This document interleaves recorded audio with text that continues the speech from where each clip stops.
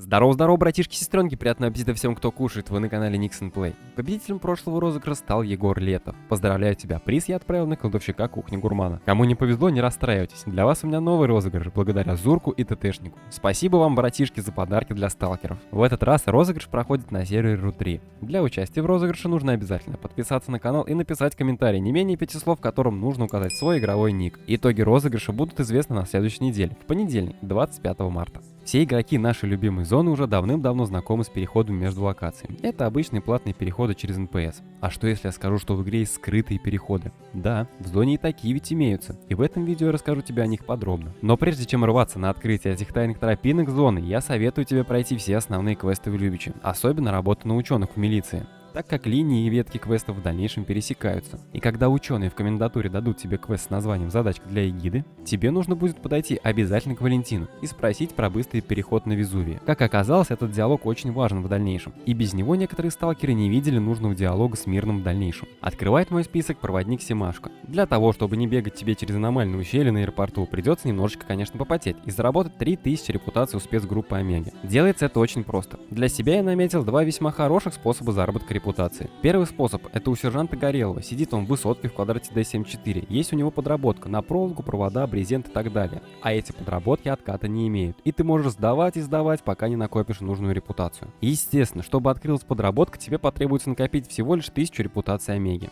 Для этого нужно выполнять ежедневные квесты у него же. Они очень простые и легкие, справится абсолютно любой, можешь не пугаться. Второй способ получить репутацию не затратный, а наоборот даже выгодный. Квест у Мирного на поиске странного сталкера. Момент. Квест будет доступен, если твоя репутация у Омеги больше 1000. Так что поработать на Горелого хочешь не хочешь, но придется. По квесту поиски странного сталкера тебе не только опыта с репутацией насыпет, да еще и набор старых инструментов даст, который стоит на доске 500 тысяч. Также Николай Мирный выдает и другие квесты, которые я тебе советую обязательно пройти. Набрав 3000 репутации у Омеги, ты сможешь ходить через ворота Семашко бесплатно, в обе стороны, минуя аномальные ущелья. К тому же, набрав 3000 репутаций, ты открываешь проход на чудную локацию Тунгуска. И совсем не обязательно достигать 75 уровня твоего персонажа. Наверное, ты думаешь, что все это сложно и на это уйдет не один день. У кого-то, возможно, и так. Я же могу слегка похвастаться и привести себя в пример. В недавнем своем отпуске я стримил каждый день. И за один стрим открыл две локации сразу. Черный лес и Тунгуску. Трансляция длилась 18 часов, но можно было справиться и быстрее, если бы я не отвлекался на другие квесты.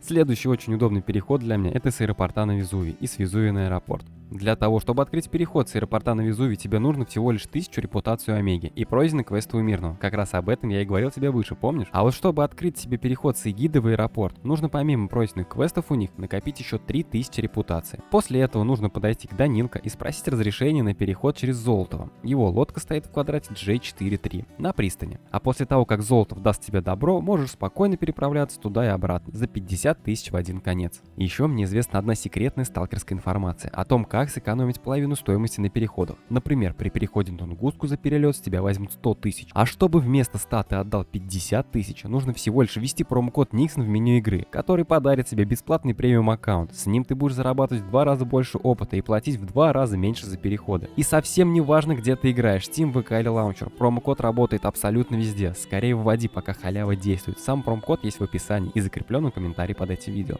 Есть еще один тайный лаз на Тунгуску. Кто-то даже утверждает, что этот способ более простой, чем через Мирного. Возможно, но и так. Но у Мирного за один раз мы открываем сразу несколько переходов. Везувий, Тунгуска и ворота Семашко. Когда тут у нас открывается всего лишь один переход на Тунгуску и обратно на Везувий. Бывалые сталкеры уже, наверное, догадались, что речь идет о Гауссе и Тохе Извозчике. Извозчик сидит на локации Везувий в квадрате I23 на мосту. И проведет он нас на Тунгуску в квадрат F5-4 к Гауссу. Нужно всего лишь набрать 3000 репутаций у чистилища. А обратно на Везувий проведет Гаусс, но уже при наличии 1000 репутаций у чистилища. И если на развилке чистилища и ковчега ты выбрал сторону чистилища, то этот переход имеет право на существование и даже в какой-то момент будет тебе очень удобен и полезен. Репутацию чистилища можно набить квестами Ваня Ада, Химика и Капеллана.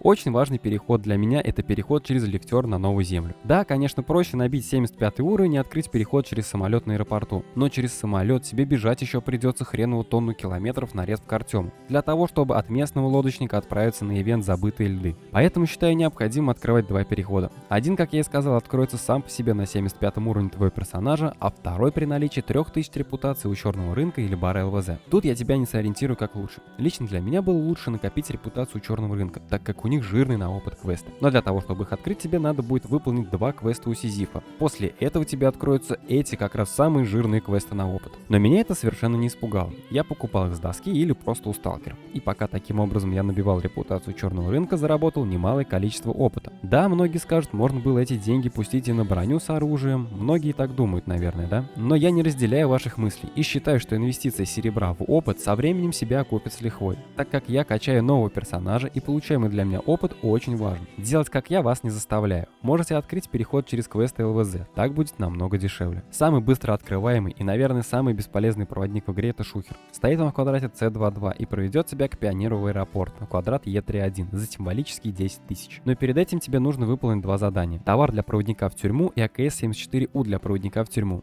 Ксюха сегодня дорогая, а проводник такой себе на самом деле. Надо оно тебе или нет, думай сам. Я тут тебе не советчик. Раз уж затронул тему переходов, хочу дать советик по поводу открытия локации Черный лес. Исходя из личного опыта, лучше всего эту локацию открывать через квест у Федора Сальникова, потому что при выполнении квестов ты особо не тратишься, получаешь опыт и вещи, которые тебе будут весьма кстати, на продажу или для себя самого. Я говорю про рюкзак и рацию. Да и квесты у Сальникова можно сделать за один присест. Ну а если уж тебе эти предметы и опыт не нужны, то можешь добить 7500 репутацию Омеги и спокойно ходить в Черный лес через Паныча. На этом у меня все. Спасибо за просмотр. Обязательно подпишись на канал и напиши комментарий. Для меня это очень важно. До скорого, сталкер.